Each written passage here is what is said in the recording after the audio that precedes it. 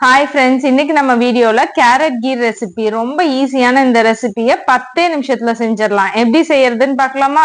அதுக்கு ஒரு 1/2 கிலோ கேரட்டை நல்லா கழுவிட்டு தோல் நீக்கிட்டு இது மாதிரி குட்டி குட்டியா சாப் பண்ணி போட்டு மூழ்கிற அளவுக்கு தண்ணி ஊத்தி 4 விசில் விட்டு எடுத்துக்கலாம். மீடியம் ஹீட்ல வச்சு விசில் விட்டுக்கலாம். கண்டிப்பா 4 விசில் விட்டு எடுத்துக்கோங்க. கேரட் நல்லா சாஃப்டா இதுலயே வெந்துடணும்.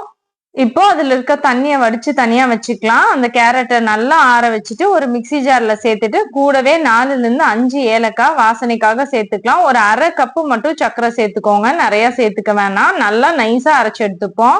இப்போ ஒரு கடாயில 2 டம்ளர் பால் சேர்த்துக்கலாம். கிட்டத்தட்ட நான் 300 ml பால் எடுத்திருக்கேன். நல்லா காய்ச்சதுக்கு அப்புறமா நம்ம ஏற்கனவே அரைச்சு வச்சிருந்த கேரட் விழுத அதுல சேர்த்துக்குவோம்.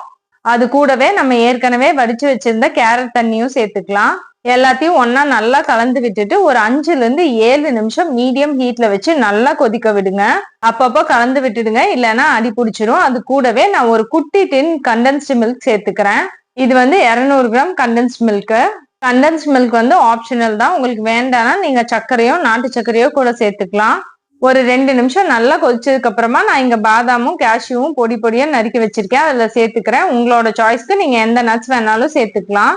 இதை நீங்க இப்படியே சூடா பாயசம் மாதிரி வேணாலும் சர்வ் பண்ணலாம், இல்லைன்னா ஃப்ரிட்ஜ்ல வச்சு கூலாவும் சர்வ் பண்ணலாம். அவ்வளோ யம்மியா இருக்கும். இன்னைக்கே செஞ்சு அசத்தலாமா? பாய்.